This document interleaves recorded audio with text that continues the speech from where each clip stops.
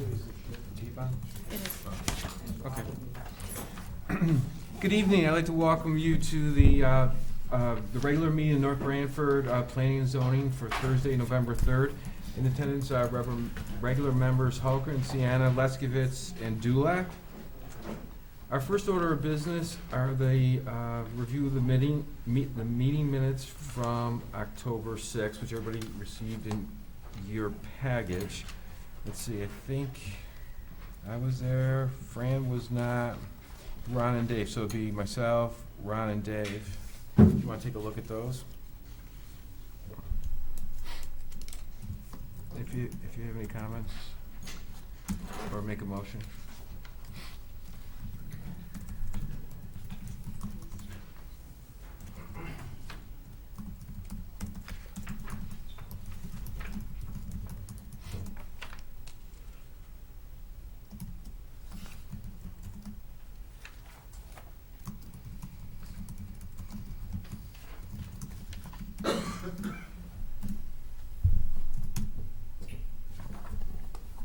Motion to approve the minutes as presented for the October 6th meeting. Second. Any discussion? All in favor? Aye. Aye? That passes 3-0, and Fran abstained on that. Our next order of business is the continuation of the public hearing, PZ application 2016-12, that's 2450 and 2470 Foxen Road. So where we left last meeting was that we had it open for some, there was some public comment, there were some responses back. So before we go back into the public comments, if there's anything you want to add before we start that? No. Okay. Carrie, sorry, you don't need to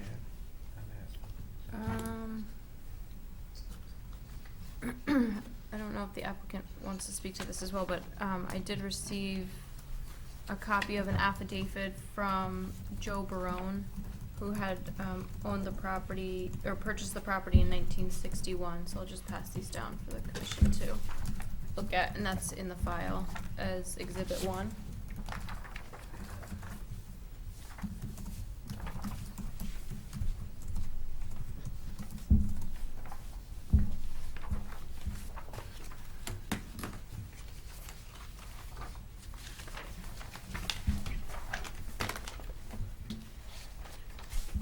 We also had, some photos that we had looked at the last meeting, just to summarize. I don't know if the commissioners are interested in that at all.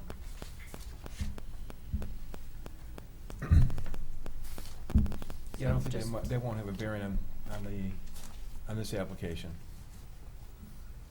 Right, For the most part. this spoke to, right, this was a question of historical use, so, right, which isn't required for a zone change.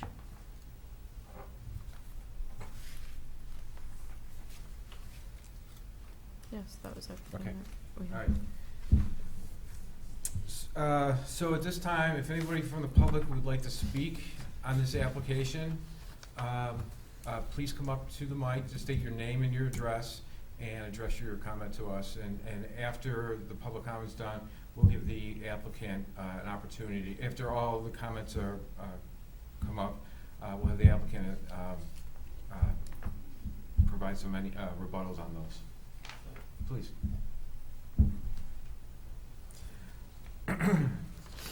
Yes, I'm Daniel Walsh. I live at 15 Basswood Drive.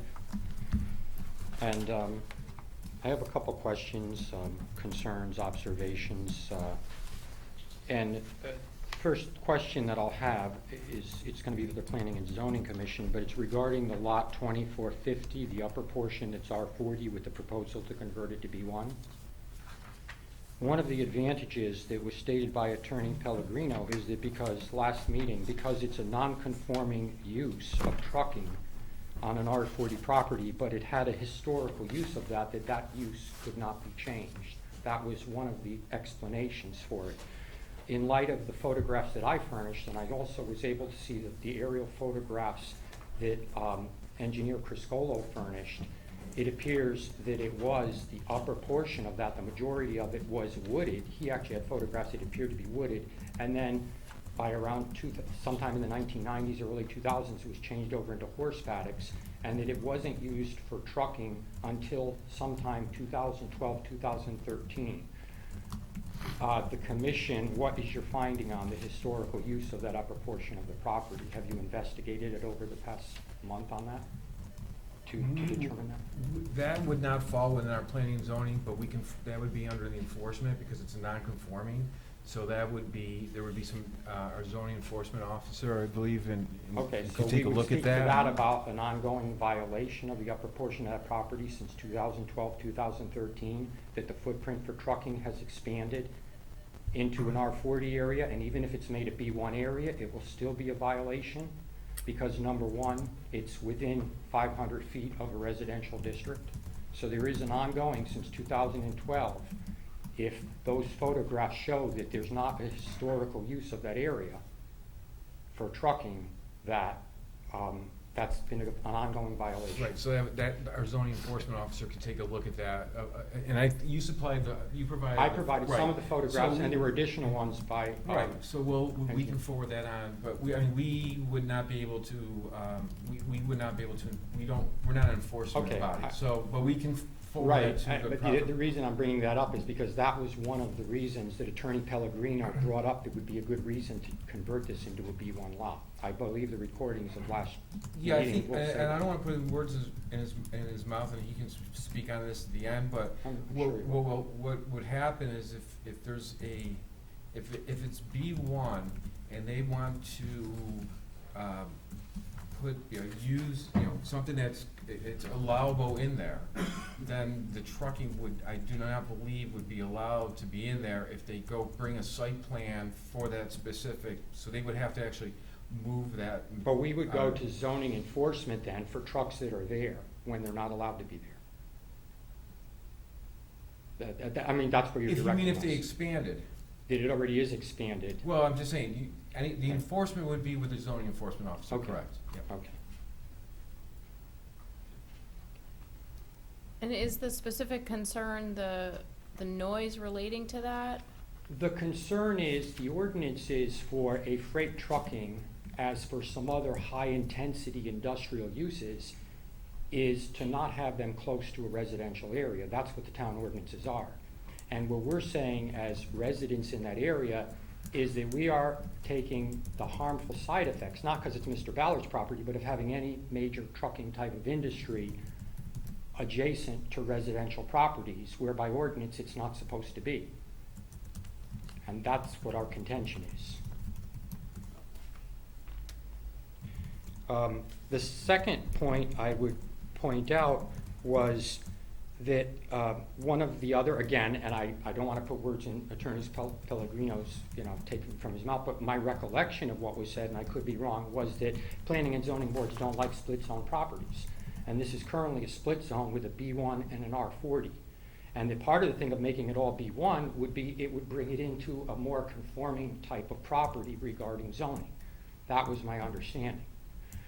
Okay, and Well, it wouldn't bring it in just by rezoning it, right, but because they still would have, if they stayed within their initial footprint of the non-conforming, but when they do, if a site plan came in for any of those properties that they're being rezoned, then the usage would have to be only what's allowed in the B1, and that type of, what's being done now wouldn't be allowed, so they would have to, they wouldn't be able to continue that on that parcel. right. So I think that's what he was saying, is that Okay. if they went to B1 and then they decided to put something there, it requires a site plan that comes back in front of our commission to review. That non-conforming would not be allowed to continue there under that new site plan that they'd be bringing to us. Right, I understand that, but I believe, and again, I could be wrong, that there was some idea that planning and zoning would rather have a property, rather than have it split zoned, it would be full zoned. Because then I believe it was Commissioner Sienna, I could be wrong, but that brought up that one proposal is to make that a full B1 to get rid of the split zoning, but then to split zone the other property. I believe that the record will show that from last meeting. So it's a trade-off, so it's not really a benefit of making something a single zone, a property. And the other thing I will say is, I would ask the commission to seriously consider the reason why that property is split zone at this time and why it was originally made a split zone property. You would expect it to have been zoned one way or the other, I would imagine. I think that, and Carrie, correct me if I'm wrong, I think there were two separate properties from many years ago that came in, whether somebody purchased it and brought them together, that's why they were split zoned. That there's two different zonings under the one property. So I don't necessarily believe that they started off that way. It was one big piece of property, it was split. Okay. I think it was So my two properties that understanding were originally zoned so differently. maybe somebody purchased it, and there was the one zone and then the residential, and it became one lot. Right, So- because that's correct. So the zoning, looking back at the zoning, going back even to 62, that was always zoned the way that it is now, which is B1 and R40.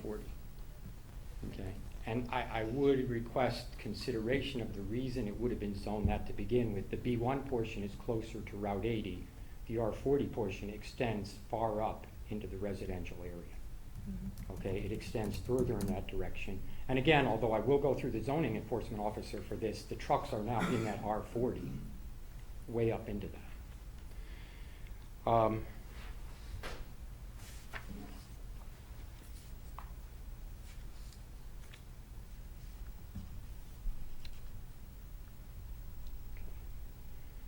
The only other point that I'd like to make, and I think it should be considered by the commission, and this regards both expanding the upper portion of 2450 into a B1 zone, and also splitting the zone for the 2470 lot, with making part of that a B1 zone and keeping the rest as R40. I would suggest, I understand that there's an important business initiative in the town of North Branford to try to bring in businesses, increases the tax base, brings in advantages to local residents who participate in businesses and who use the businesses, etc. I understand that. I would say in this particular neighborhood, and not due to Mr. Ballard's fault, this was there before him on the B1, that there is a trucking business which is supposed to be prohibited even on that B1 property.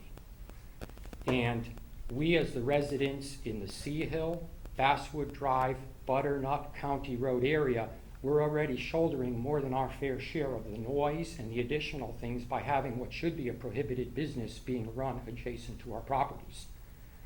So I think we are quite upset in seeing that in our particular neighborhood, the B1 district is looking to be expanded greatly in that area. But they wouldn't be able to expand that business in that B1. They'd have to limit it. So where they, on those properties, they cannot expand the business into B1 because it's not allowable. The current business is not allowable in B1. But B1 businesses may bring in more noise, more unsightliness than a residential neighborhood. That's what I'm saying. I'm saying you can't grant us relief for the historical use part, the lower area of that property. You can't grant us relief, but you can understand and be willing to support that we're already shouldering more than our share with what we have to put up with already of noise, etc., than to extend the B1 in this particular area further into the residential areas. But if it was, let me ask you a question too. If it was less impactful, say there was, in that B1 zone, it was a less impact of a business. Maybe it was just office buildings, let's just say it's just some offices or something like that. Would that be acceptable? Because the reason why I'm asking you that question, because again, if it is rezoned to B1, they would still have to come here to the planning and zoning for a site plan, and we understand the concerns of everybody that you, in those streets and the neighborhoods you mentioned. So we understand that, but there would be a site plan that they would have to come in and actually identify what they were gonna be doing on those properties, what the impact is, hours of operation, the whole scheme, before they could do anything on that property. So Is a B1, I'm not sure if you have a copy of the zone, but there, I have a copy of all the yeah, activities so that are you allowed can on see a with the- B1. Right, there's. And it's there's- extensive. Right, but it also, it does limit it, but it also just, it would make them come back for a site plan. And under the conditions that we've heard from the neighbors of those streets that you just mentioned, that neighborhood above there, we understand that. And we take that in consideration at any site plan that comes through of what the impacts are, whether it's public safety. I understand the site plan, I do understand that, no, but thanks for Right. clarifying that as well. Again, the point I'm making, and just if I were to do it by way of analogy, for any commissioner, for anyone sitting here, if you were on your property and you had a business that frankly should be prohibited by ordinance, but it was grandfathered in, let's say it was a lumber mill, let's say it's a freighting business, let's say it's a dump site, something like this that should be prohibited, and it's on one side of your property, and you say, we're putting up with more than we should, please keep other businesses out of our neighborhood, because we're already shouldering more than our fair share. And then you have the same owner that's looking on the other side of you or behind your property to put in some additional businesses. Maybe not as intrusive, maybe they're legal businesses. Maybe you would keep it down on the site plan. But maybe you would with this commission, maybe another commission a number of years from now may not. Okay? Once you lose residential area to business, it does not go back. I don't want to see my neighborhood end up like the industrial area of North Haven. And that's the way a lot of the Route 80 corridor is going. And now it's eating further and further back away from the Route 80 corridor. We have a great history of a rural, farming, residential area. We do want businesses, we do need businesses. Okay, and I actually respect Mr. Ballard. He's built a business from one truck up. Okay, I would have loved to see it if the business was set up in an area of, let's say, an I-2 zone surrounded by B1 districts where it would fit in very nicely. Okay, but the ordinances are there for a reason. The grandfather part, when you look at the aerial photos, and did Jackie Barone or John Barone, or Joe Barone, I guess is his actual name, did he actually have a trucking business? Or I was under the impression he mainly rented properties. And then Mr. Ballard ended up being one of his renters, starting off with a relatively small facility that expanded. So I would even question if it's historical use of freight trucking in that area since the 1960s. And I really think that the commission needs to do everything they can if they're going to say there is historical use of that area to do it. And although you may say that this doesn't deal with, that's something that comes up with the enforcement officer, if you have violations that are going on which appear obvious from photographs, and then you're going to increase the business area on that, I would say clean up what's wrong first, then bring the proposal to us as to what you want to do. That's what I would suggest that a commission should look at as well, not just an enforcement officer. But we don't do the enforcement. So whether if they expanded, the enforcement officer will get this information to look at whether it's deemed B1 or residential. I mean, the enforcement officer is going to have it, do his due diligence on that. Okay. Okay, thank you. Yep. Would anybody else like to speak?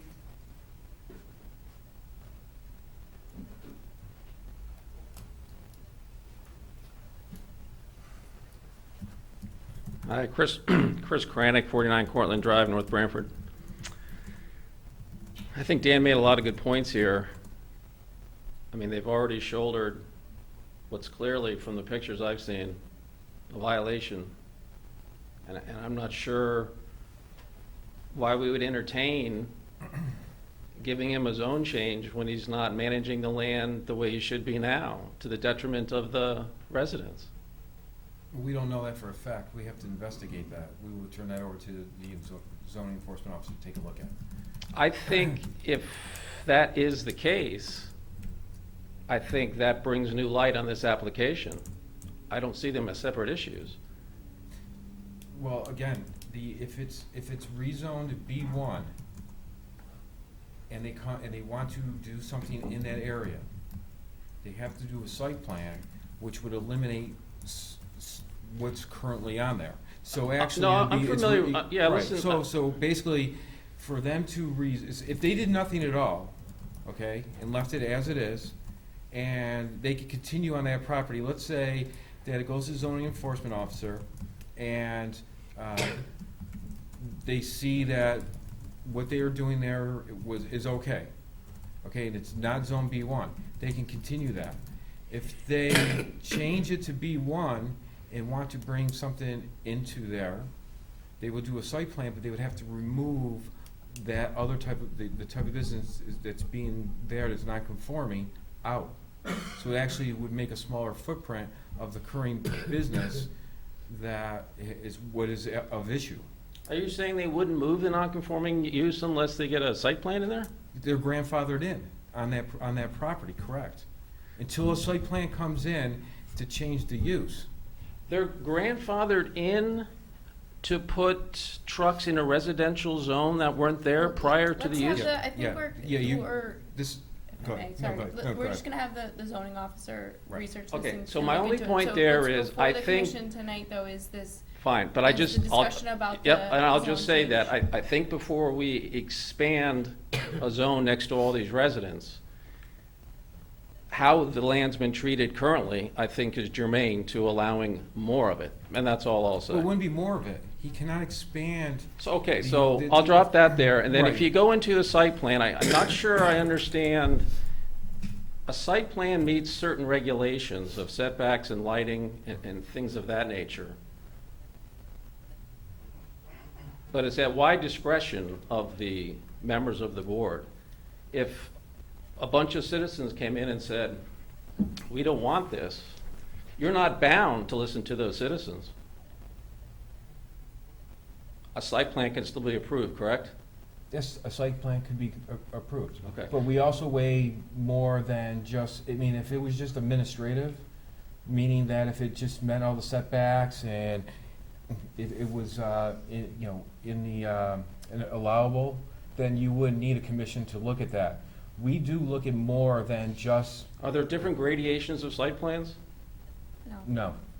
So we could take a site plan, and when an applicant comes in for a site plan, they go through everything, the impact of what that is. Hours of operations, traffic if it might be, we look at public safety and other areas and noise and illumination, whatever it might be.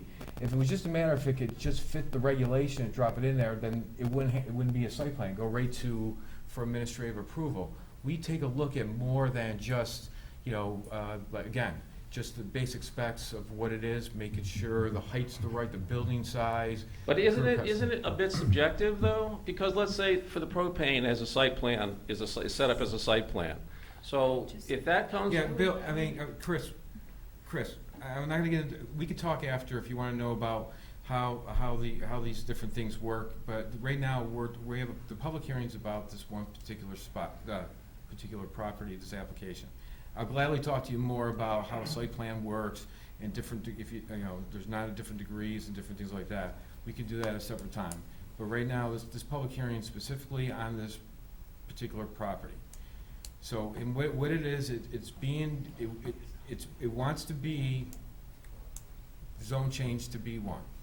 Okay, that's what the applicant wants to do. So I want to make it clear that in B1, he can't expand anyway because it's non-conforming.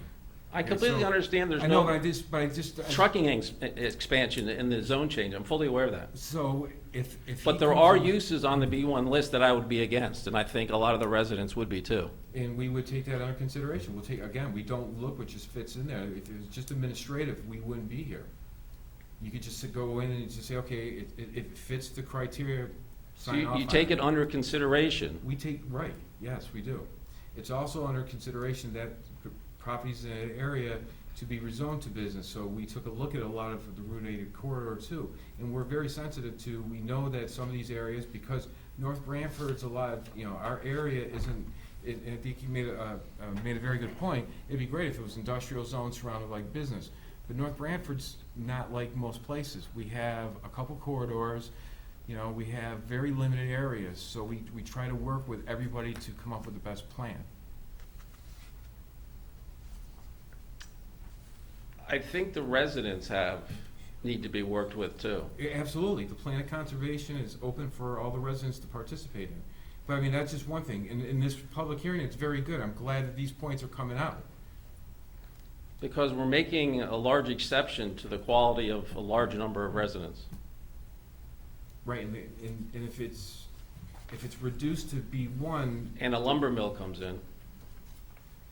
We're saying that in 5 years, this board is gonna take all that into consideration, and you're gonna vote it down because of what? we would look at each site plan as they come in. What about, and I don't think you should change this at all, but why don't you put a special permit on whatever is gonna be brought into that area to give the citizens a fair chance? We would have to change the full regulation then. So we would never do that to protect the citizens. No, who said- Chris, if you're gonna put words in my mouth, I never said that. But if you want to, if there's people in the area, if there's a site plan, and people from that area or them feel that they may be affected, would like to have a public hearing, we would consider that if there was enough voices on that. We've done that in the past, where we've taken a site plan and made a public hearing out of it. I would just like to see some rights of the citizen out of the gate, not having them come here to beg for a public hearing. Well, This it's, is, sorry. this is, yeah, good So point. if So- this so is what you're- zone changed and he wants to build something that's non-invasive, like an office building or something low impact, then the residents might say, fine. Right. But they don't want to leave it up out of their hands into the goodwill of whatever P and Z is going to be there that affects their peace and enjoyment of the property. That's not one of the that's not in the regulation right now. They have a special use permit for certain usages. I think there is special use permits for other usage, maybe in B1. I don't have the whole thing memorized. But this is the time right now. We understand, we've heard your point. That's what we're doing right now on this zone change. If a site plan comes up, then we would deal with that site plan as it comes up. Because I can just tell you where this is going. I mean, the residents on this side of town, regardless of what's in the POCD that's going to be revised, and all these other things, are going to form an association like Stony Creek, and we're going to come up with our own rules to enforce our own peaceable enjoyment of the property that we bought in a rural town to enjoy it. And you need to take that into consideration, all the rights of the people. We want business in town, but there's a place for business. It's not next to residential.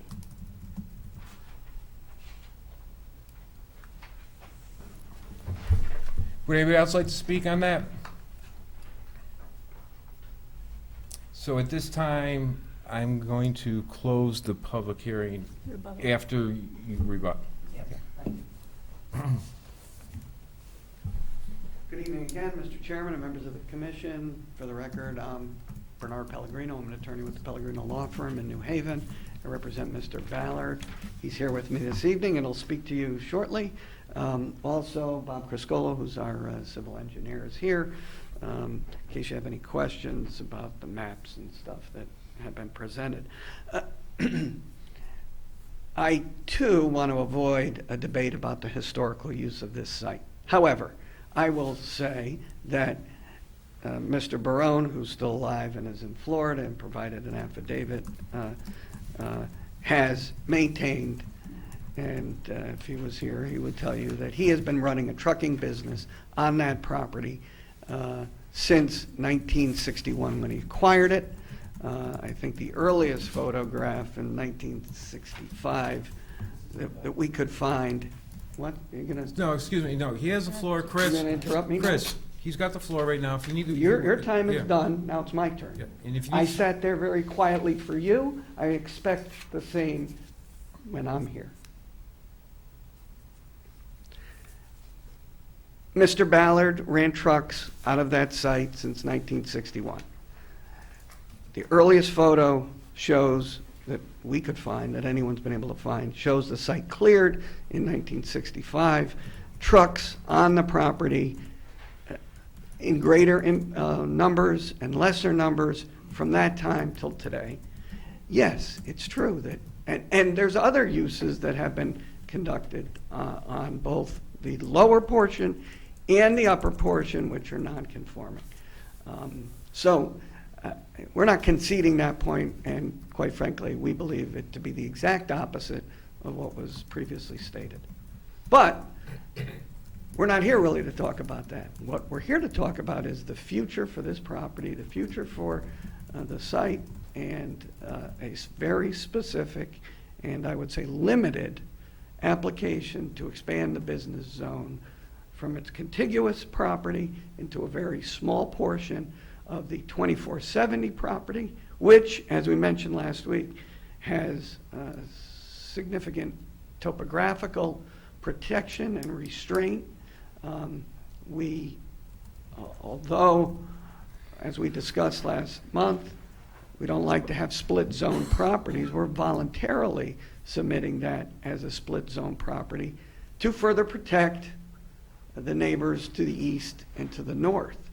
The area that we're proposing to be rezoned, as Bob showed you on the plan last month, was significantly excavated down, which provides a very natural buffer.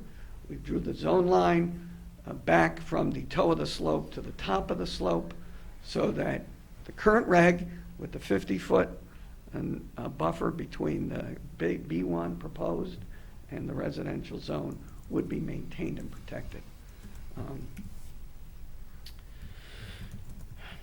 We feel that a number of those statements made relative to this application last month were incorrect and misplaced and perhaps misconstrued. And additionally, some of the comments about noise were surprising to us.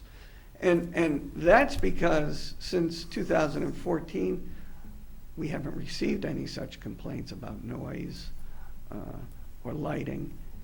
There were complaints prior to that. Mr. Ballard purchased the property in 2012. There were issues then. He has substantially improved the conditions on the site. He was the one who put an end to the excavation of the 2470 site. He has put in place, and he'll speak to those issues relative to the operation of his business, rather relative to other activities which were taking place on the site, which have substantially improved the situation. And we think that this application to permit a B1 zone for the northern portion of the site and for the 2470 portion will further allow him to work within the parameters of the B1 zone for the future redevelopment of the site and continue the progress that he has made since purchasing the property.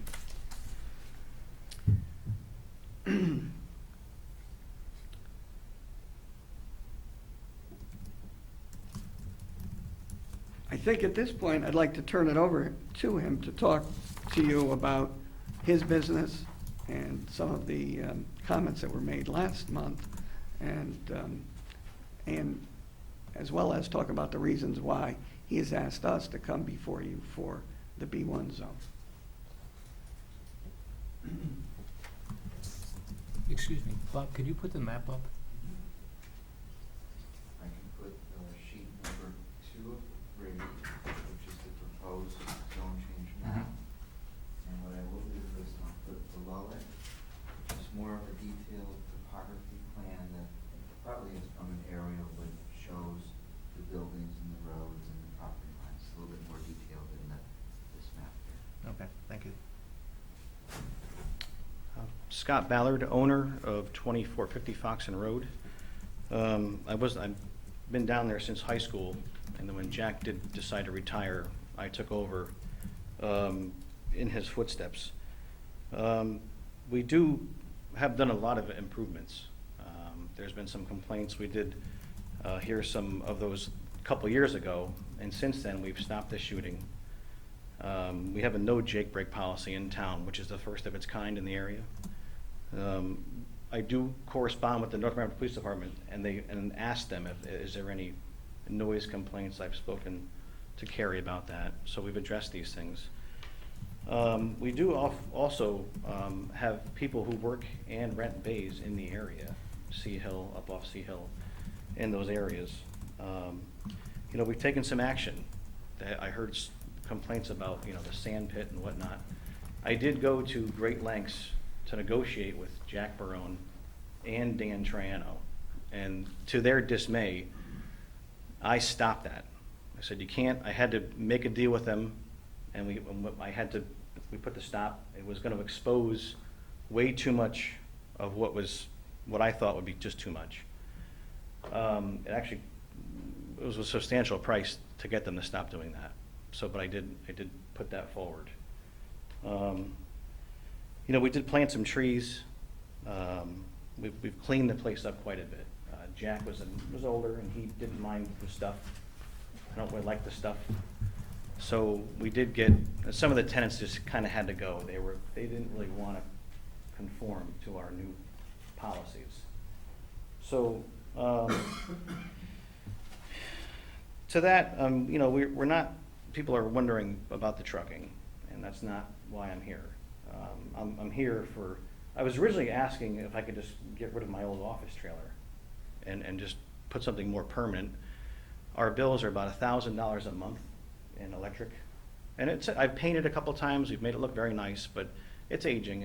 I was looking for something a little more permanent, not knowing about the zoning issue. I just didn't know about much about zoning, so now I do.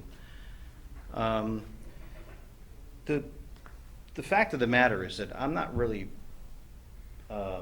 here because of that. I'm here because of the future of the property. Trucking is hard. I'm not going to do it forever.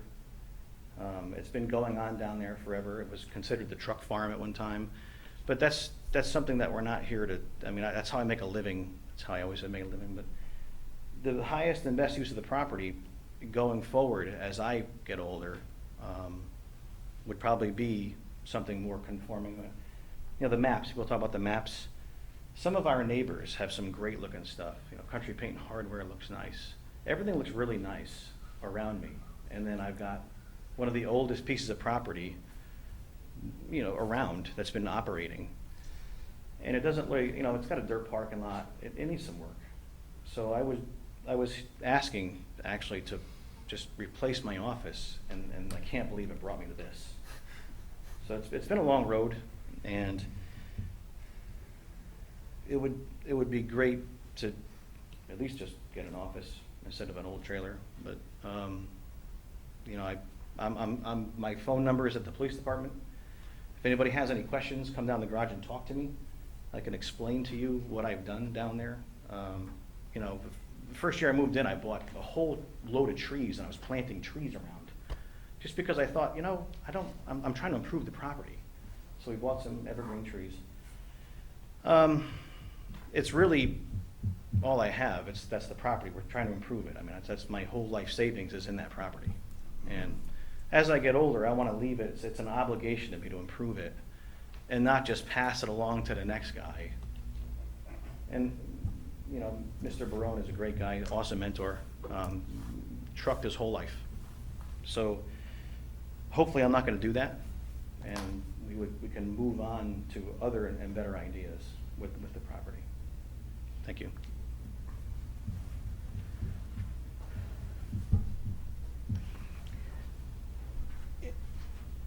For a lot of reasons, we believe that approving this application makes sense. It makes sense from a zoning standpoint for all of the reasons that we talked about last time. Eliminating, or at least helping to reduce non-conforming uses, elimination of the split zoning. It makes sense for property at 2470 because of its current configuration post-excavation. This area, what really is going to happen there? How will the highest and best use be developed for this piece in the future? It's contiguous to business uses that are going to be there. It has natural, now natural, created buffers, both in distance and in elevation that really do protect this area, even greater than, quite frankly, the existing zoning would otherwise. You get the 50 feet, plus you have this area, which would be very difficult to develop otherwise. So it's even a greater buffer. It makes sense in that it conforms, at least as to this piece, to what the plan of conservation and development asks or shows for that piece. It makes sense from an economic development standpoint. This is contiguous to business. There's that area can be used for, subject to approval of this commission, for some compatible uses in the area, as we have some on our site, some on neighboring sites.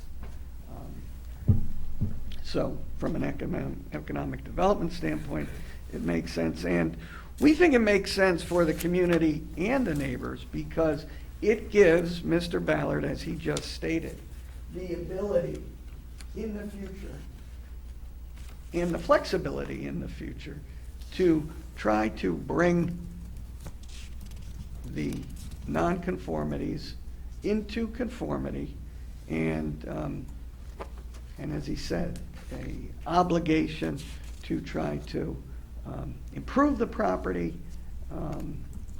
and not only for himself but for the town and the community.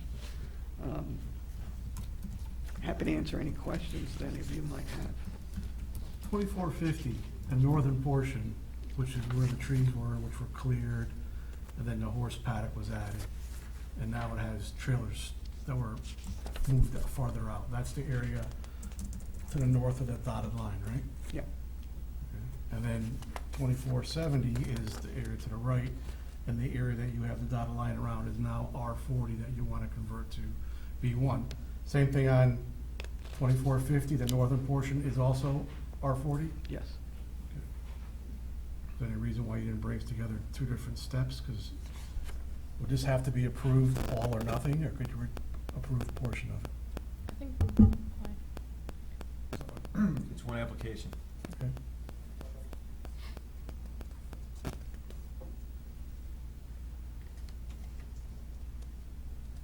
Is this sand pit still operational? No. Hasn't been operational since 2000, about 2 years. I don't know when this picture was taken.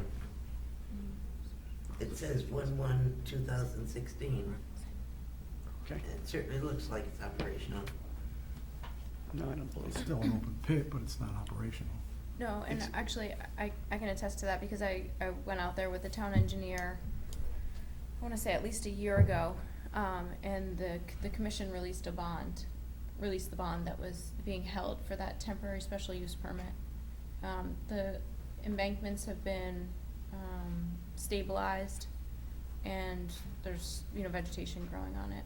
I haven't been out In there. this area, in this area, No, the sand pit to the right on 2470. this one. No, I'm sorry, I'm talking about the area that was excavated.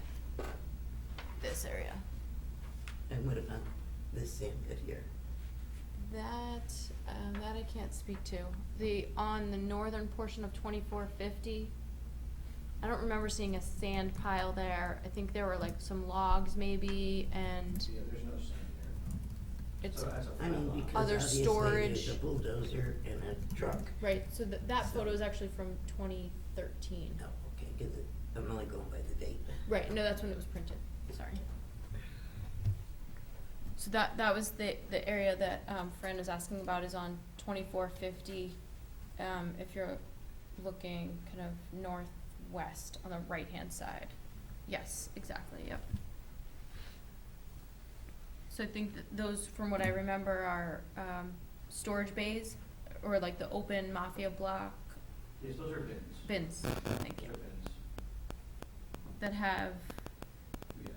Material- There's wood chip, some products, that they've been there for quite some time. We put mostly wood product in there. and what's in the tractor trailers? Could you speak to the trucking a little bit? Just, are the tractor trailers just stored empty on site? Do they have They're product just in empty them? trailers. So the northern portion of the property, where the horse ring was, Jack put that back in about 1992 for his wife. So he would allow us to park all along around it, but if she ever wanted to bring her horses back, it was there. He said, it used to be the parking lot, I put it up for her. We were allowed to park all around it, up to the woods and everything. There's wood piles are still there, those have always been there. There's some wood cutting stuff, there's some trucks. Prior to that, he had the whole back full. And then when he decided he was gonna clear that for her, he put that in right smack dab in the middle. And it was his land, he did what he wanted with it. And it sat there for a number of years, used and unused for horses. And we were allowed to park all around it, but we couldn't take his fence down, because just in case she wanted to bring her horses back. So, when we purchased the property, I took that down and put it back to what it used to be. Because it was right in the center of everything. So a number of pictures will show the horse, but if you see the pictures, there's things parked all around it. But that was his rule, and he was the boss. And we listened to what he had to say. He was a great guy. But, and as far as the sand pit goes, they dragged their feet, but like you said, eventually they sloped the banks and they got their bond back, because I wasn't letting up on that one. So that's over and done with.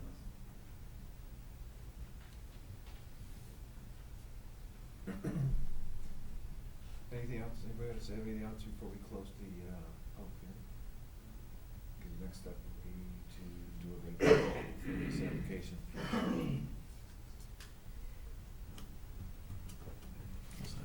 Anything else? No, thank you for your time.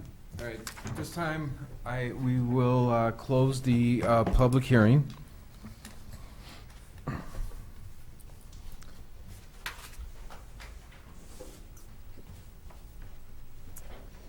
So, on this application, we have until November. We have 65 days from the close of the public hearing to render a decision. Okay. So I think with all the information we've taken in the last couple of meetings, what we'll do is we'll continue that under for next meeting, so we can deliberate at that time. Have another start discussion on that application at that time. When would it run out? 65 days. January. I just want to know the last possible date, just in case. Because we only have one in December. We have 2 in November. I just want to write it down so I have it. 65. So up until like the first meeting in January. Not that I hope it doesn't go. Right. Either case, that's what we'll do. Yeah. We'll start consideration at the next meeting for that. All right. Is there any questions or? All right. Any questions or?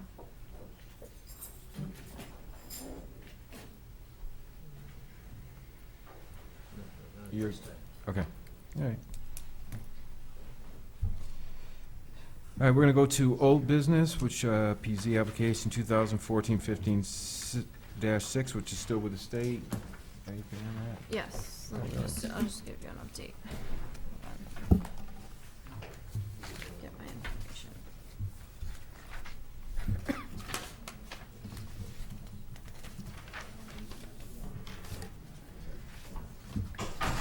So the, regarding the propane application, the state does still have the matter. I'm just gonna read some information that I obtained from, the Office of Adjudications. This is from Brendan Shane. On October 11th, he said that he has not received, Excuse me, can you, thank you. any documents regarding the matter. Let's see. So the next step is, or was, each party files a post-hearing filing on October 31st, which was Monday. And then the Office of Adjudications drafts a proposed final decision, which is a recommendation to the commissioner about whether or not the commissioner should issue an inland wetlands permit to authorize the proposed regulated activities. He said this will most likely take between 30 and 60 days, although it could be a little less or a little more, and there is no hard deadline. After the issuance of the PFD, which is the proposed final decision, the parties have 15 days to file exceptions, which is essentially a list of errors or issues they take with the post-final decision. If no exceptions are filed, then the PFD will be adopted as the final decision of the department. If exceptions are filed, then the commissioner or his designee may set a deadline for the filing of briefs on those exceptions and for oral argument about the exceptions. And then after the briefs and oral argument, then the commissioner will review the record and issue a final decision. So it all varies on whether or not there's some objections or exceptions to the PFD, which is the proposed final decision. So at minimum, we're at least 30 days away. Yes. Okay. All right. So I will keep you posted as I get more information. Okay. Do we want to amend the new business? Is there somebody? Yes, for- that's fine, yes. To There's do someone the here jo- for C. Yeah, so can someone make a motion to amend new business to move item C to the first, or the next item on the I agenda? make a motion that we amend the agenda to move the approval for secondary driveway on 11 Josie Drive to, before, from C to A, take it up now. Any discussion? All in favor? Aye. Aye. With the in-law house on? No, that's different, that was different too. It passes 4-0. Excuse me. Okay. So I'm just passing down a map, or plan that shows the existing home, and then to the left is a proposed garage. You'll notice in front of, towards the top of the page, in front of the existing house, there's an existing driveway on the right-hand side of the page. And then on the left, there's a proposed second driveway coming off of the proposed garage onto Josie Drive. So because this home does not have the required frontage that the regulation requires, that's why they're before the commission to just request this second driveway. And I have a memo from Kurt Weiss, the town engineer, dated October 31st. He said, I don't see any problems with proposed second driveway cut to serve 11 Josie Drive to be located as shown on the submitted layout sketch. The applicant will be required to post a $500 driveway bond with their building permit, which will be released once the driveway apron is paved to town standards. So, and the applicant is here if you have any questions.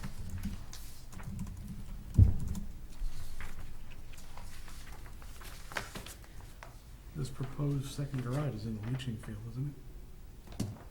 No, I already got a B1 approval for East Shore.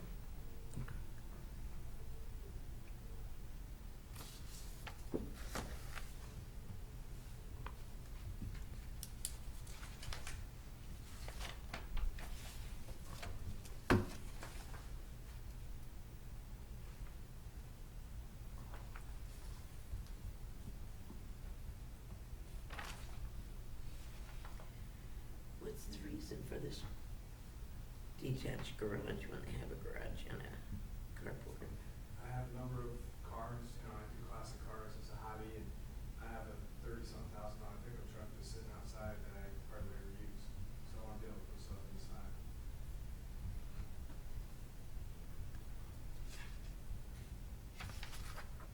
Anything else? I think it's pretty straightforward.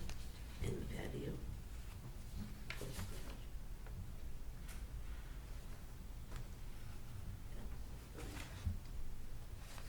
Ron, do you have anything, or?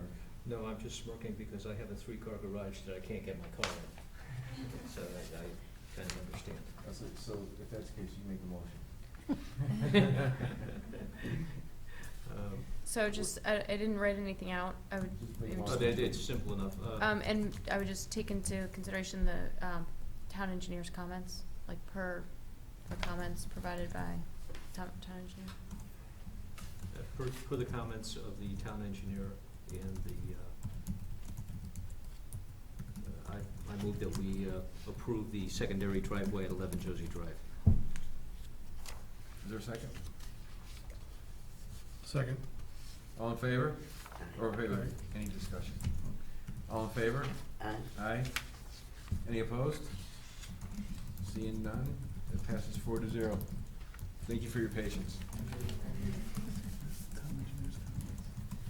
He didn't see a problem.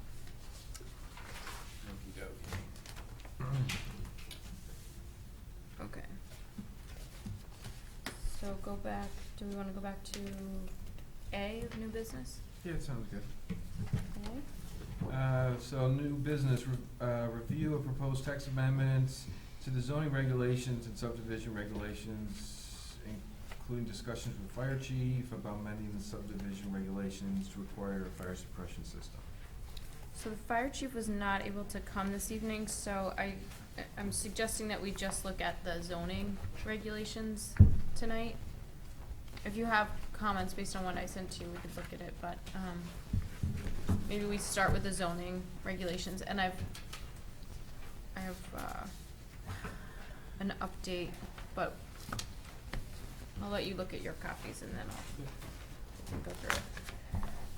Do you want me just to walk through everything? Yeah, might as well. So Okay. read it through them. We just start off one by one. Yeah. So just as I say in here, kind of point of background, as I'm working with the zoning officer and we have different, whether it's enforcement issues or just challenges that come up on a day-to-day basis, or even more importantly, changes in the statute, it's really important that we keep a running list of changes that need to be done or are recommended be done to the zoning regulations. So this hasn't been done in a while, so that's why the list is fairly long. So again, these come about whether it's from just noticing an issue or the statute changing. Those are just two of the driving factors for this. So the first one is that we notice that there is not a definition of a front yard. And where this becomes a problem is if you have a corner lot. So if you have a corner lot, it's pretty straightforward that someone would have two front yards, but then it comes to question, is that a rear yard and a side yard, or do they have two side yards? So again, just for a matter of consistency, it seemed like a good idea to define that in the regulations to say pretty clearly what a front yard is. And in the case of a corner lot, this definition says the yards extending along all adjacent streets are front yards. And in the case of a lot other than a corner lot that fronts on more than one street, the yards extending along all adjacent streets are front yards. So then that pretty much answers the question about what's then a side yard and is there a rear yard? So, Well, the front yard would be the yard facing in front of the house, which is usually the address. The front of the house has the address on it. The side of the house is still gonna be the side of the house, still gonna be a side yard, whether it's on a straight lot or a corner lot. I don't know if that's necessarily true though. No, it's You not. can have your house facing one street, but your mail address would be, could be on the other side. What's the legal address of the house is the front yard? Put it that way. But the way that you're using front yard is not the way that zoning looks at front yard. So front yard, it gives a specific setback for front yard versus side yard. So you may treat something as clearly the side of the house because that's not where the front door is, but the side of the house still has to comply with front yard setbacks if it's on a street. So as in the case of a corner lot. Yeah, so- setbacks, but Right, if there's other regulations for a side yard that are different than a front yard? yes. other than- Setbacks? Other than the street? I'm sorry? Other than the street, is there different regulations for a side yard than a front yard? Yes. The side yard setback is different than a front yard setback. Well, I don't think you should impose more restrictions on a corner lot, as But long as they it have meets the two side front- setback. They have two front yards, they have two, Yeah, I the understand what way you're that saying. the way that the zoning table works is that it has, so you have minimum setbacks. And it says from street line. Right, Right, so if you have two sides of the lot that are on a street line, you have to comply with those setbacks. correct. Both being fronts. No. Right. Street setbacks. Right. So other- maybe, other so than that, maybe though, I what say, it is, Other than the street setback, is there any other restrictions on a, on a lot?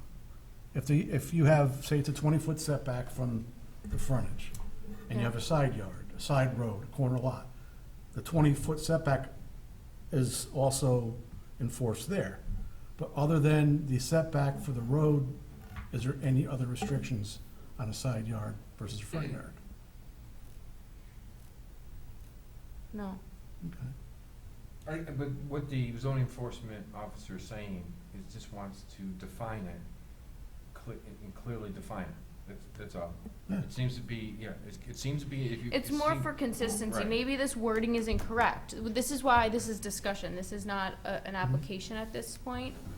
So that's why I wanted to work with you, work through this. So maybe that's a good point, that we need to clarify, instead of front yard, it's maybe street line. Right. If you Setback. have, so that we're using the same terms that are in here. Because if it wasn't on a street, the setback is less. Yes. Yeah, so it still has to meet the street setback on a corner lot, on both sides Yes. of the corner lot. And it's more just to help define also that if you have a corner lot, you're not going to have a rear setback. You're gonna have two sides. Is that more restrictive on the rear setback versus the side setback? Yes, a rear is 30 feet and a side is 20 Oh, okay. And what's a front? or 15, depending on the zone. Front is 50. I mean, if you say that both are gonna be front, and you making them 50 feet on the front, and then 50 feet, which would be the side of the house, depending how big that lot is, how much room there is for them to even work with. But we're not changing we're not changing the regulation. That's the way it is now. We're just redefining it so it's clear. Well, I'm It's- saying though, if yeah. you say that that's a front yard, if you're calling that front, and then it's gotta stand by those regulations, that means that side of that house has to be 50 feet Right. in, Two If sides it's a have to be corner 50 lot, feet, right. right, but the other side doesn't. Correct. right. But that's- Because it that- doesn't, that's the way the because it regu- doesn't front a street. But if you call it the side of the house, then you don't have, or is it still 50 feet from the street, 50 feet from the street, even if it's a side yard? Yep. yes. Any. Well, because any- it's a street line, it's not considered a sideline. So It would let's be a just, street line. yeah, let's All forget right, about, all right, let's all get the right, front. all right, I got it. Yeah, it's whatever side of the house, yeah. So it's just to clarify the existing regulation, we're not changing anything, we're just clarifying it. That's all, because as he mentions, there's no definition of front yard in there, so we would add that to the definition. Might go on to the second one? Do you have any would you prefer that I rework this to talk about street line more as opposed to front yard? I think that Well, would be clear. if that needs to be incorporated, but it sounded like that there's no, the issue is that there's no definition of front yard. So maybe you wanna incorporate, that into the definition, but I think we need to keep front yard in there, because that's what Well- when he's asking it to be redefined. So, Unless your what if your front of your house is in your back? I think it's more of, like you're saying, it's more to do with the setbacks of a piece of property on Right. a corner lot. And that's probably where it says front yard, when we're talking about setbacks, but, so whatever definition, but if you wanna include that in there, we can rework it a little bit. Okay, and see if we- I'll if we- rework yeah. that, okay, But we see what, I see what he's Okay. trying to get to. okay. The next one, is regarding livestock, and the original draft that I sent to you included a definition of poultry as well. We've since decided to not touch poultry. It gets too sticky. Not if you cook Feathery. it, if you cook it well enough, it's pretty good. Finger licking. So again, with both of these, So what do we do? so the first part, let me just go, I'll go through livestock first. Yeah. The history with this is that there's actually been 2 court cases in town regarding, and the same attorney was able to argue both sides of the issue in each case, which is amazing. or maybe not, but, maybe not that impressive or surprising. Someone was claiming that they had a pony as a pet. So it was a question of, is a pony a pet or is it livestock? And where do you draw the line? We do not have a definition of livestock. So in order to try and avoid this issue in the future, we are using the Connecticut General Statute's definition of livestock. What is a horse considered? Livestock. Depends on who you talk to, but some towns define a horse versus a pony, or what's allowed versus not allowed, based on acreage, based on the height of the horse, the size. I don't know how we would enforce that. You know, we're not gonna go out and measure horses or ponies. So by having the definition of livestock, it covers us, and by using the state statute, if that changes, we're covered too. So then we don't have to redo our definition every time. Livestock is usually cattle, like Yes. bovine. So here it says, you know, term livestock shall have all of those meanings set forth in section 22-278 of the Connecticut General Statutes as amended, and includes but is not limited to any camelid or hooved animal raised for domestic or commercial use. So that the- means a horse can be a pet. No, livestock. No, livestock. It's livestock. A horse or a pony, anything that has hooves. Or a pig, or, Does domestic fall But it under says, pet? but it's not limited to. Am I missing something? So, I mean, it look, includes but is not limited to. right. Right, so livestock, they're all considered livestock. The term Oh, livestock right. is amended, Okay. includes but is not limited to. Right, And, I got you. Yep. camelids are animals that don't have hooves, but they have like 2 toes, I think it is. So like a camel or a llama.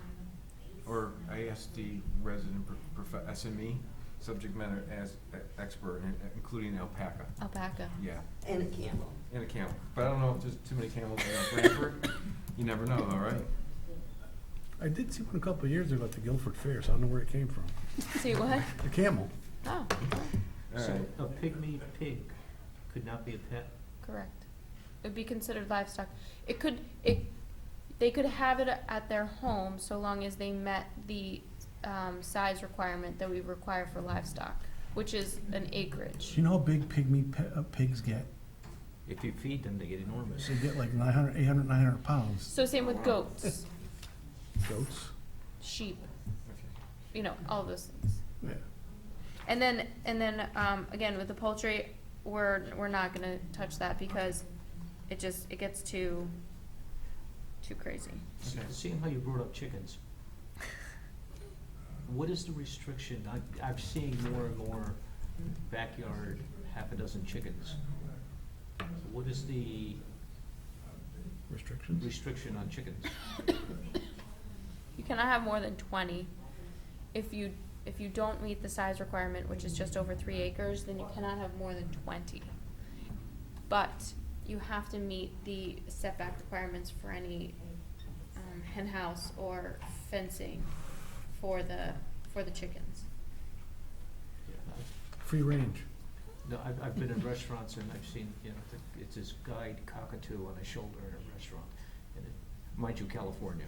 Oh. All right, let's go, moving on to. Okay, the so next no one. big issue there? No. Okay.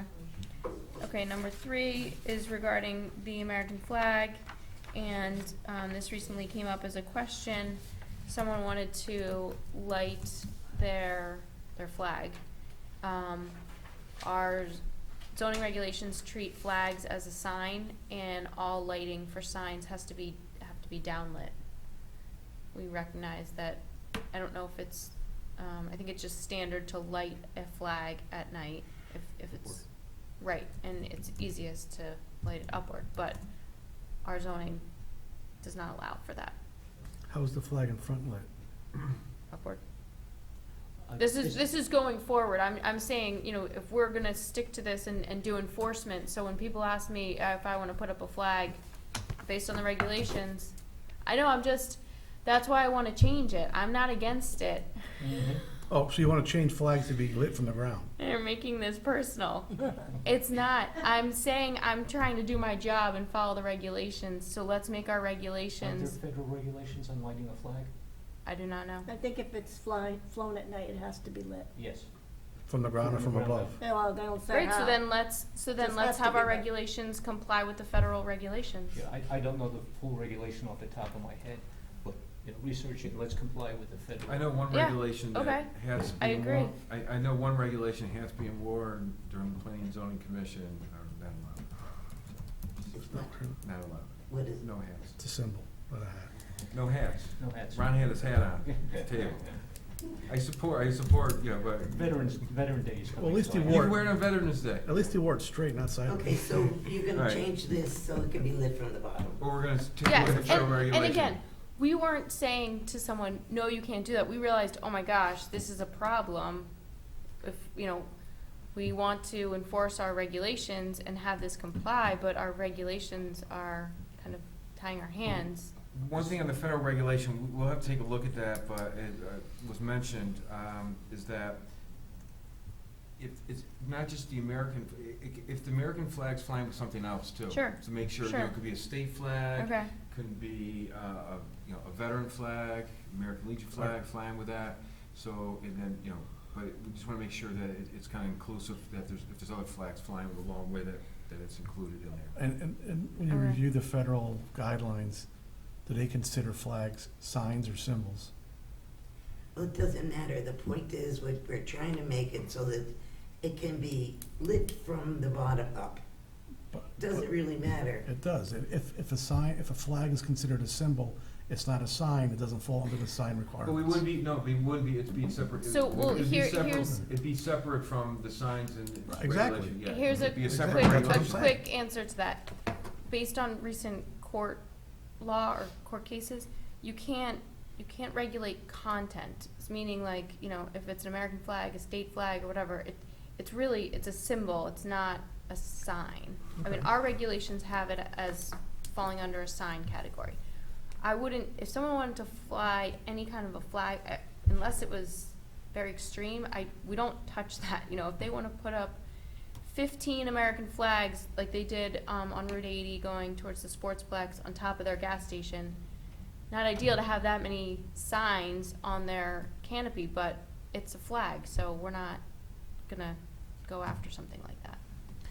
Yeah, we have to separate the flag as a symbol as opposed to because we have a regulation where those wavy things that say like restaurant to open, barber shop.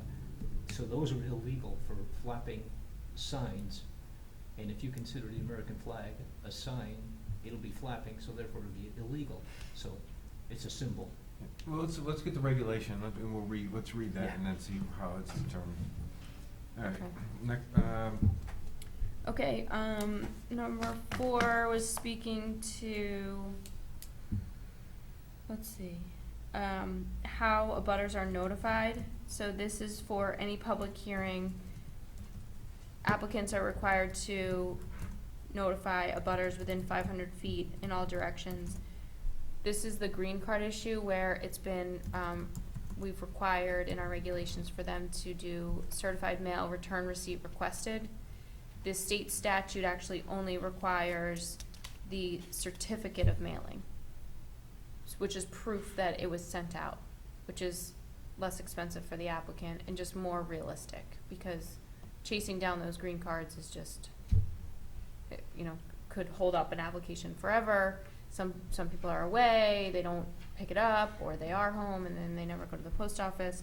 So this is compliant with the Connecticut general statute.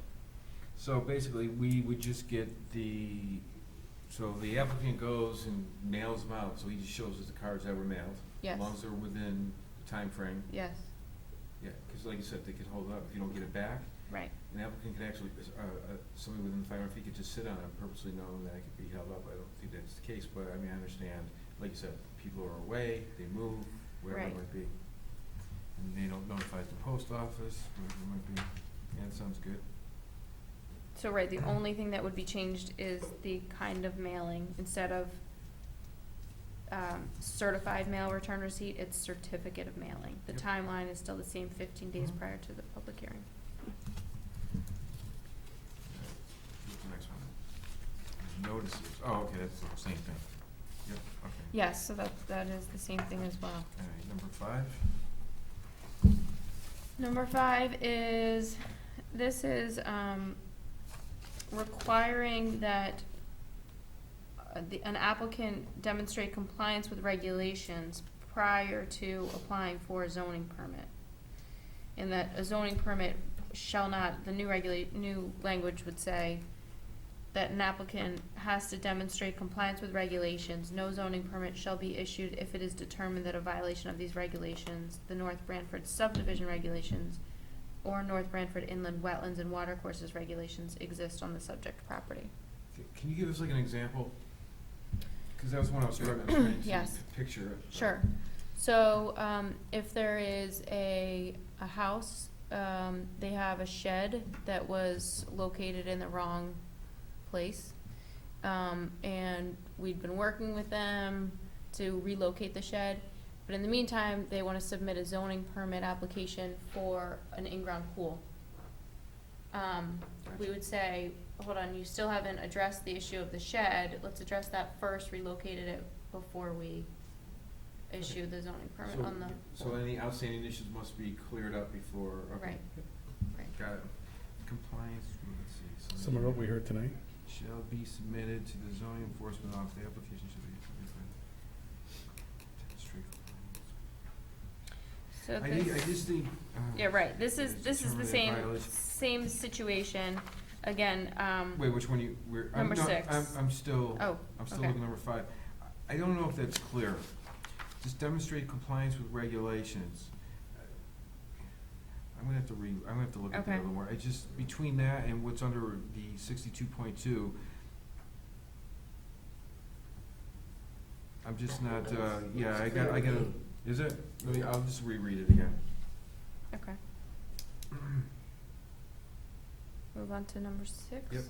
Okay, so number 6 is similar to number 5, except this says that in no case shall a certificate of zoning compliance be issued. So a lot of times, someone may come to us and say, I need a certificate of zoning compliance, I'm trying to sell my home, I'm trying to refinance, and then we'll say, okay, well, let us come out to your property, or let me pull the file, and then we say, oh, wait, whatever happened with this zoning violation, or this wetlands violation, it was never cleared up, it's still an issue. We would say, we're not going to issue your certificate of zoning compliance until you bring these other issues, or remedy them. Would that show up in a title search? Some could. So if it's a wetlands violation and there was a cease and desist, excuse me, and something was recorded on the land records, it would show up. But if it's a zoning violation and no cease and desist were ever issued, it may not. It would show up that there was no certificate of zoning compliance, however, which is why they would come to us saying, okay, we see that a permit was taken to do this, but it was never completed. And we may say, well, right, because it wasn't done to our standards, it wasn't done per the site plan. So that was the other component of this, is that it says, in no case shall a certificate of zoning compliance be issued when it is determined that a violation of these regulations, the North Branford subdivision regulations, or North Branford inland wetlands and watercourses regulations exist on the subject property, or if the provisions of any approved site plan or special permit have not been met.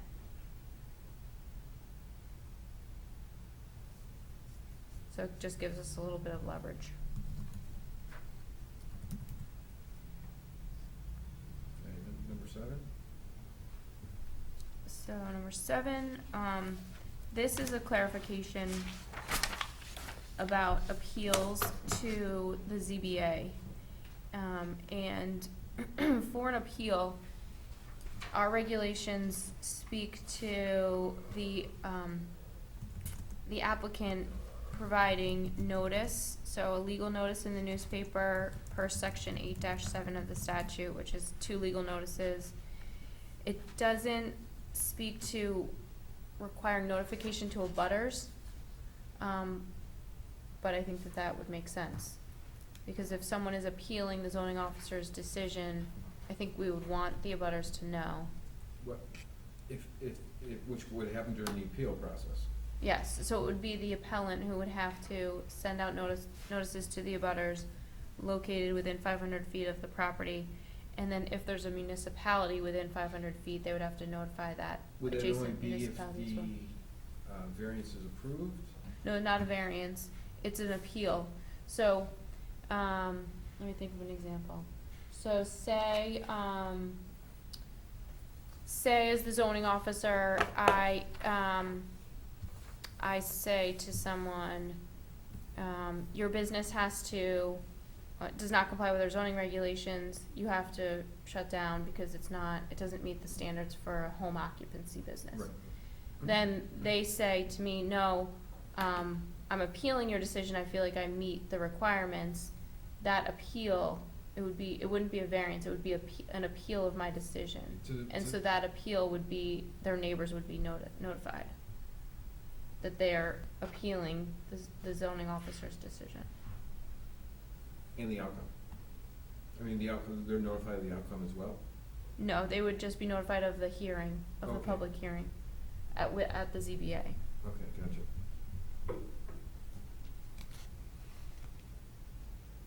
Yep. So that was just informing the public, the folks around there. Mhm. Yep.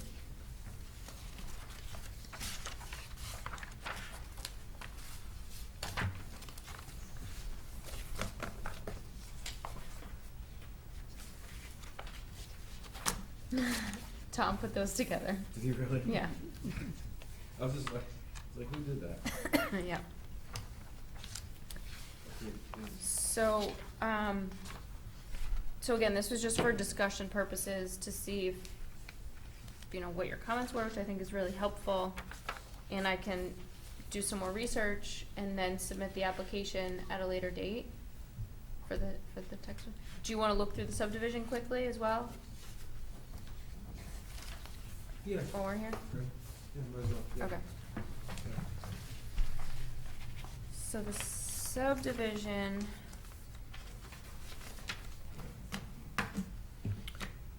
The first one is defining a cul-de-sac. So, right now our regulations say, excuse me, it defines a cul-de-sac, but it does not include a definition of a loop road. So if you look at Shantz Farm, Bridgewater Estates, that was allowed because it's a loop road, not a cul-de-sac.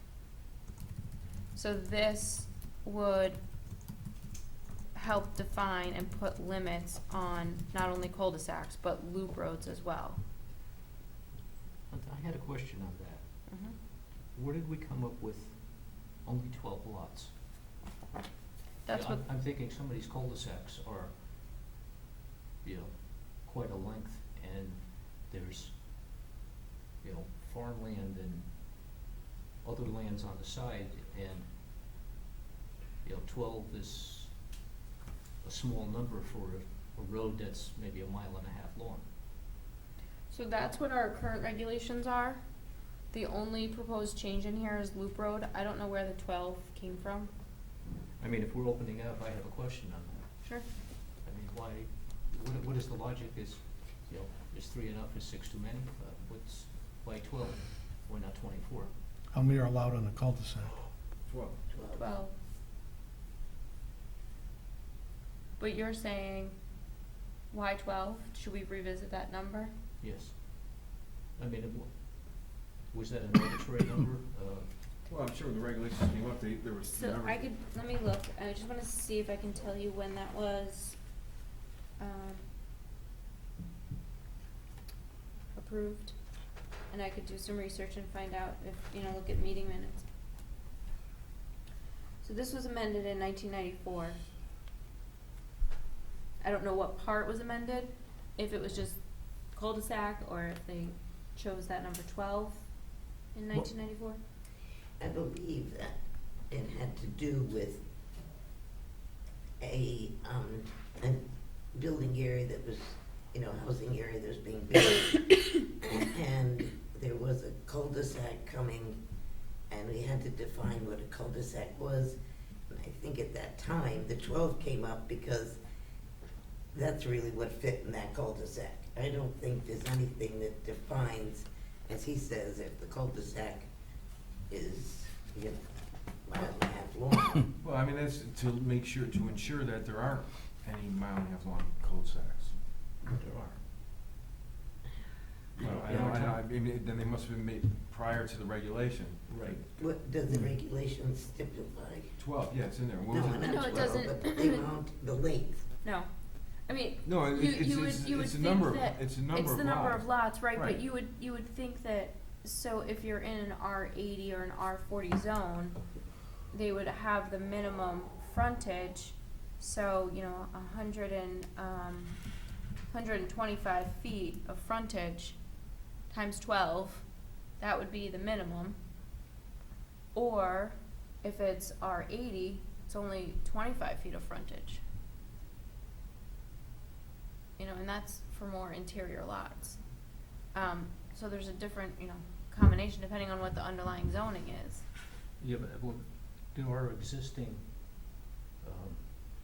dead-end streets that end in a cul-de-sac that are long, and there's properties undeveloped on either side. So if there's over 12 houses already, then the property that exists on this mile-long road can't be developed. I don't see how there can be more than 12 lots, though. So you have a cul-de-sac that's a mile and a half long. Yes. When it's approved, there can only be 12 lots. So there can't be an extra lot. Prior to zoning? Oh, no, prior to zoning, then you, right, prior to zoning. So if there's, let's say, 18 houses, and there's additional raw property, that can't be developed, correct? No, it can be. If it's prior to the regulation. Any cul-de-sac any cul-de-sac that has, the regulation has been applied, there's 12 lots. All those 12 lots can be developed. If it's before the regulation, and there's a lot out there, that lot can be developed. If it's the 20th lot on a cul-de-sac. Well, I guess what I'm saying, if there's farmland that wants to be subdivided, that fronts on this dead-end road, that cannot be developed. Yeah, I don't wanna get on the.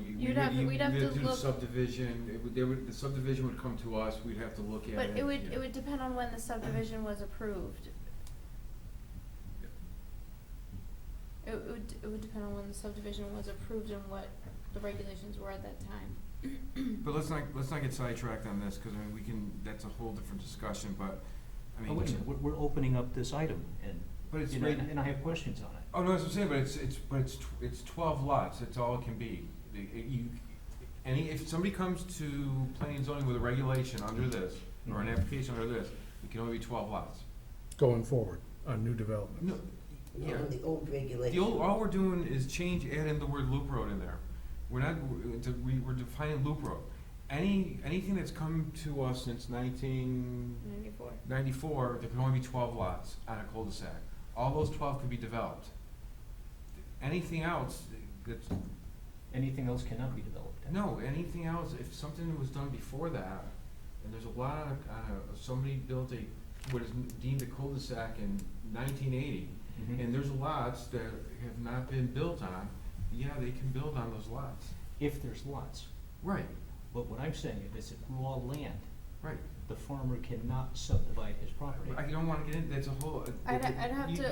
We'd have to look at it to see. You'd have to look at the site plan, we'd have to look at the subdivision, as Carrie mentioned, it's a whole different thing. I Is there a know what you're different- saying. Is there a different road, it depends. Because You know, yeah. when we talked about the Chances property, there was a big discussion about loop road, Right, loop, or cul-de-sac. So all this is doing is defining loop road, loop road. right. I understand what you're saying, I'm saying, but Yeah, but that's a whole I mean, that we're- has nothing to do with this. We're opening this up. No, And we're if not. you're opening No, it up, all No, we're we're not. doing is. We're just we're defining just loop roads. defining. It can only still, no matter what we do, it can only be 12 lots. If there's a lot out there and they wanna build on it, and it can fall under a cul-de-sac or whatever it might be, they put their application in and then we go from there. But if there's a farm that's subdivided or added or whatever, that would be, there's a lot that wouldn't have any impact on this. I'll look into this. I think I know where you're going. I'll look into this. I don't, no, I'm not sure. And I'm not, I'm just saying, It's a scenario, if there's a lot off of a current cul-de-sac, I get that. It's not a lot though, It's not it's a a lot, we're farm. talking. It's not. farmland. And they want to subdivide it and add additional But then it lots. would in come the up under cul-de-sac. subdivisions, But if the there's, whole thing, and at that point, then you'd have to Okay, look at it so what you're and saying, see. Ron, is maybe you talk about maybe a cul-de-sac off of a cul-de-sac. yes, Okay, alright. A cul-de-sac off of a cul-de-sac, how Yeah. could you do that? Tommy's Path and David Lane. Yeah, I mean, Right. yeah, well, I mean, I get that part of it. and where, Squire and Deer Path, where there's it's 14 interesting- houses. I get you. Alright. where it's That makes interesting too, sense. though, I is got it you now. look at parcels, and a division of a parcel may not be a subdivision if it hadn't been split prior to the adoption of our subdivision regulations. So it would be a And- free split for a piece of land. And there's an It area wouldn't be a that, subdivision, so it wouldn't fall under these regulations. there was an That's the area that other- came up that was a cul-de-sac, but originally, in the original site plans, there was supposedly a road going through to extend the street. Mhm. And that's allowable because it was there. They just closed off this old cul-de-sac at the time because nobody was using it, so it kinda, Mm. never really, a road never Right. went through. Mhm. They never built the road. It's in the plan, probably still in the site plan, but it's never built. Yes, that's what I'm Yeah, saying, but they yeah. can't, they could open it up, cause that came up a few years back. Okay, alright, so we got, Carrie, you look at the warrant too, but as far as adding the loop road, I think that looks good. Okay. Moving on, so number 2. This change would require for any public hearing regarding a re-subdivision, which under a re-subdivision, public hearing is required. Under a subdivision, a public hearing is not required, but the commission can request it. This just clarifies that there has to be notice made to all abutters within 500 feet in all directions of the property. It's currently not in there. Again, it just requires notice of, a legal notice, but it doesn't specifically call out that abutters be notified. And people, we've done it in the past, and applicants, like with 440 Totucket, that's where I noticed it. And the applicant said, oh, well, we thought we had to, and I was like, well, if you can, that'd be great, because after talking with Attorney Young, he said, we want transparency, we want people to know. It just wasn't in our regulations. Yeah, but this says by certified mail. Thank you, I'll change that. Yep. So that's the other one, it would be certificate of mailing. Yep. Yeah, you might wanna look at C two on that, it says, I didn't read the whole thing, it says Right. certified mail, so, yep. Alright, Yes. number 3, Number 3, this is more, I'll just go over this briefly, but this is more with fire chief is involved. This would set requirements for any subdivision or re-subdivision that does not have access to public water, require that they have a tank installed on site. And there's a threshold here that says subdivisions with 3 or more lots and or a total building square footage equaling 3,000 square feet or more. And again, is located outside of a public water supply service area shall provide the following. Isn't that why they have pumper trucks? Yeah, what happens to our pumper trucks I can't answer these and the questions. tankers? Yeah. So, all I know is just from the brief presentation, you both were here when, for Totucket Road, there was concern about just the elevation of Totucket Road in comparison to where the hydrant was. And that, he knows the math and the calculations and volume and what he needs. So that's where I would defer to him. And these are just, some kind of starting points. Who would maintain these tanks? The fire, I asked him that question, and the fire chief said that they would do regular drills to make sure that they're functioning and working. Who would be responsible for any repairs? You could ask him that, I don't know, that's Okay. another thing we can, And so there's one at Shantz that was installed. there's one on the corner of Totucket and Walker Road Extension. For some reason, they made them put in an underground water tank there, which the homeowner had to put in. Huh. Okay. Other Wasn't questions? it, wasn't it too narrow, it's hard, a lot of those places, the fire trucks can't make the turns in. I don't know why, I just know that it was required that they put in the fire department. You know, I've got about 1,000 questions on this, you know, to go along with, you know, why do Sure. we have tanker trucks? The other thing is, well, I've got an in-ground pool in my backyard. Do I need to put the cistern in? Because there's more water in the pool than in the tank in the ground. I can't answer. Yeah, and, you know, the big question is maintenance, Right. and who pays taxes on it? And if it's on my property and your house catches on fire, can I charge you for the use of my, Jesus, for the water. Well, yeah, no. I mean, the town requires me to put it in, and it's on my property, and if it's on my property, you know, you can't build on it. Well, these would be shared, Amongst all three property owners, or Right, let's say there was three three or more. lots, right. so that's like the one up at Sean's. Yeah. There's a, you know, understand. there's legal. I play- But You're if you're right. saying if there's a lot where there's three, let's say there's three lots and it's, the fire suppression's down at the bottom, and there's a fire across the street, somebody's house, they wanna use that to assist in putting out the fire across the street, I get that. And this, you know, our regulations have nothing about fire suppression right now for subdivisions, so we don't have to touch it. It was, Okay. you know, a think mere it's overreach. suggestion. And I looked at other towns, I met with the fire chief, the fire marshal, and deputy fire marshal, and, deputy chief to, you know, come up with these. I didn't come up with them by myself, obviously. But, you know, looking at other towns, there's a variety, you know, Killingworth, they have, you know, 3 bullet points. You know, it's really wide, broad, you know, it just says the applicant shall submit a fire protection plan, which shall include provision for adequate water supply, provision for adequate emergency vehicle access, and leaves everything up to the fire department. That seemed a little too open-ended, but then some towns, like, Guilford and Madison, have a requirement for, again, any homes that aren't on this public water supply. I think the threshold was 12, a 12-lot subdivision. So that's another option. Or, sorry, 10 or more lots was Madison and Guilford. And then a minimum of a 30,000 gallon of accessible firefighting water. So that doesn't necessarily mean a tank, I guess maybe it could be a pond. So, or you just, you know, don't do anything and leave it as is. Yeah, that's, Yeah. How many So- house fires do we have a year? You And can how many ask houses- the fire chief. How many that. houses burned down? Oh, it's the one that, Yeah.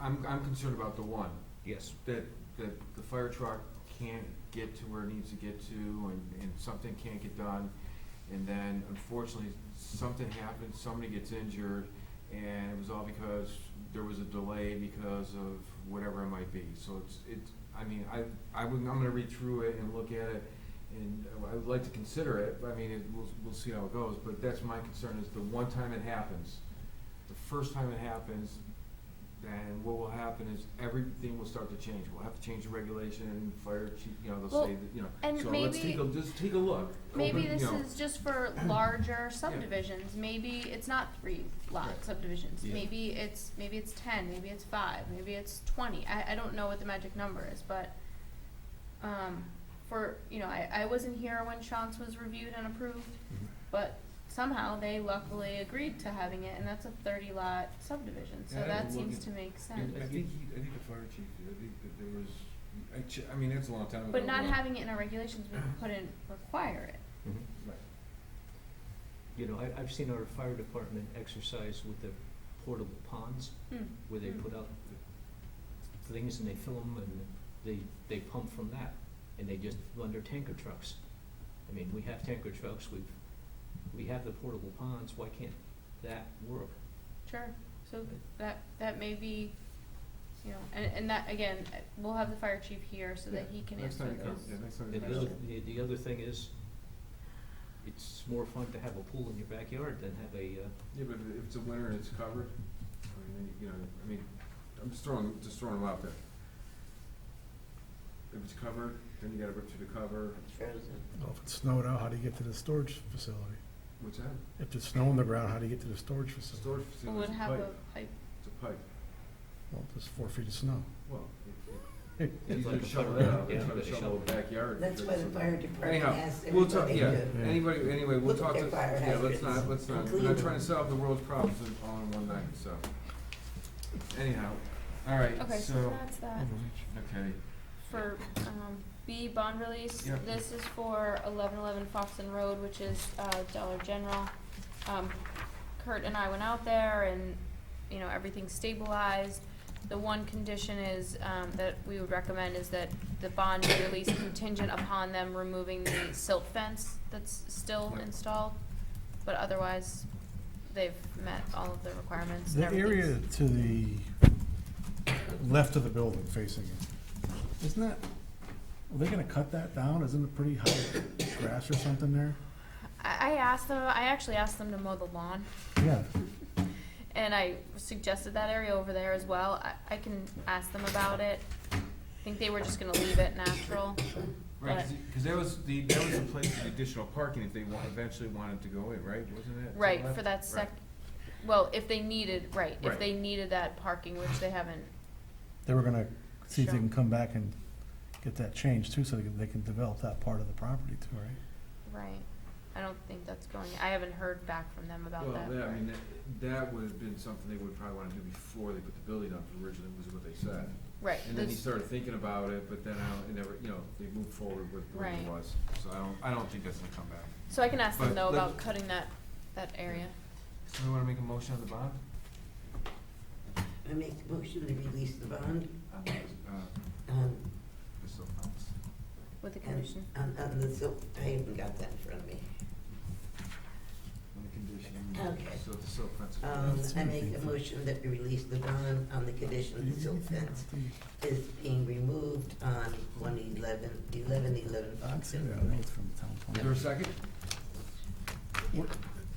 These notes you read, was there another thing in the packet, like notes that said all this stuff?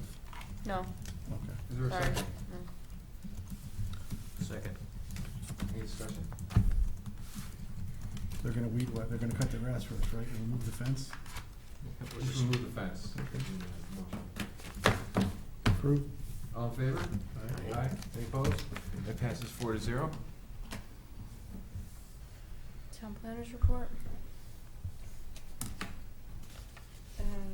So, I was looking for a motion to, instead of having a meeting on December 1st, have it on December 8th, if that works for everyone. Is that okay? It's fine with me. Okay. Yep, it's good. Wanna make a Just week later. motion? I make a motion that we cancel the meeting on December 1st and have it on December 4th, 2016. December 8th. I mean, December 8th, 2016. Second? Second. Any discussion? All in favor? Aye. Aye. Any opposed? That also passes 4-0. And then 2 discussion items, under other items. One is the one that's listed there, inquiry on having a food manufacturing business in an I-2 zone. So we've received an inquiry from a business who would like to look at manufacturing tortilla chips in an tortilla chips in an I-2 zone. Okay. And on the chart, it talks about manufacturing, which is allowed in an I-2 zone. Which one are you under? Um, C.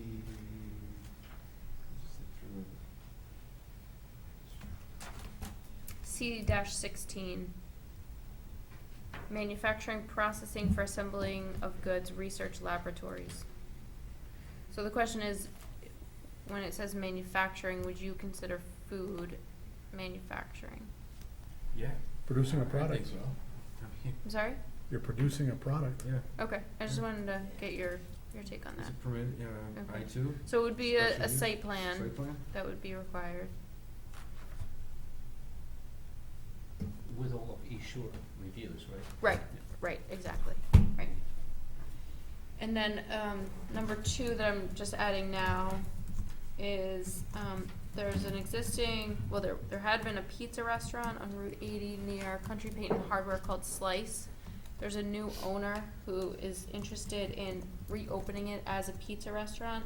However, they're interested in adding a bar. I didn't know it closed. That was a good, Did close. Well, So the question is, in our regulations, for a restaurant, excuse me, a restaurant is a special use permit. However, because you're going from a restaurant to a restaurant, there's no change of use, right. not triggering additional parking, there's not changing the footprint or anything like that, which triggers parking spaces. It seems to me like it would just be a zoning permit application with the bar component. I just wanted to get your take on it though, because of other Well, issues that have come up. is it a in bar town. or serving liquor? Sorry? We have a regulation. Not for bars. There's no What do you mean? park, playground, school I get you. what you mean by near that. this bar, so that they can serve it, doesn't have to come before this board. Would you want to see a site plan, because they're going from, essentially, it was a sit-down restaurant, but it was more takeout. Would you like to see a site plan because they're adding the bar? Isn't that a pretty small? Yeah. I don't know the I mean, exact square How much footage. of a restaurant are they? They might have had a table or two, but does Right, I that think they have constitute some a booths. restaurant? I think they have some booths.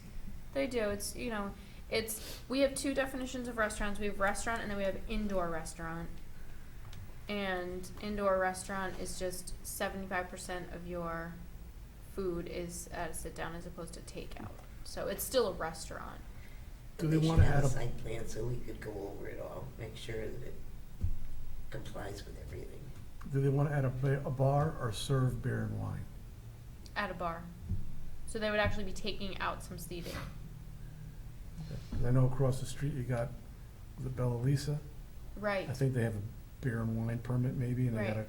a little cooler. Well, and so that- here's the other interesting component to that. So I looked at Dalton's, which is a bar and a restaurant, and I looked at Giovanni's, which also is a bar and a restaurant. Both of those did not come before planning and zoning for their liquor, use. And Nada's did, however, but that's because in their new space at Central Plaza, they changed from a furniture store to a restaurant, so that was a change of use, so that they went through the special use permit. But again, because this is from a restaurant to a restaurant, just adding a bar, it was kind of in that gray area, so I wanted to ask. Nada's doesn't serve liquor, Now, Oh, that's right, it's BYOB. but because it was the change of use, that's why they still had to do a special use What permit. about Wasabi? They had to apply for liquor permit when they put that in. That Right, wasn't- but not they come didn't- before- They didn't come in front of us. So, I mean, my thought would be is if we had those, other restaurants that had bars, that we didn't require them to come in front of us, I just don't think we should have that, I mean, unless there's a reason to have them come, to Yeah. go through the expense, just for us to look at, 'cause there's really not much we, Well, and parking is I don't know that parking would become an issue, but adding parking would be, it's a pre-existing. Well, you can look at the size of the restaurant, how many people can fit in the restaurant? 10 people? Right, well, I don't know, and parking is based on square footage, and they're not changing the square footage of the restaurant. Right, It's and if common you law. wanna do something with the parking, they'd have to do a site plan anyways. It's a if they wanna common law. change. So then it would require them to come in, but if they're not making any changes, I don't know if Does that's the it. liquor laws, say how many bars you can have in town, or is that just liquor stores? It's just Liquor liquor That's stores, the storage, yeah. right, Now, there was a big article in the paper over the summer, I believe, because the original owner of Slice sold it to a worker. There was a big article in the paper, so now that person closed up? Okay, yes. So, hard business. anyway. Basilio's killed him. Okay, that was everything that I had. All right. Anything else anybody have? So what did they decide? That doesn't Oh, have to come. Right, what would you like to see for Slice? Anything? I Do we guess they need- shouldn't be Well, singled out if we haven't done it before. They just need to submit a liquor permit to the liquor authority, right? Yeah, I mean, if there's. Right, but as far as, Site coming plan, no. before this board for, Do we have to see, is there any requirements? no, because it's not a change of use. So, Okay. yep. That was everything. Do you wanna make a motion? A motion to adjourn. I don't know who did it. Second. All in favor? Aye. That passes 4-0.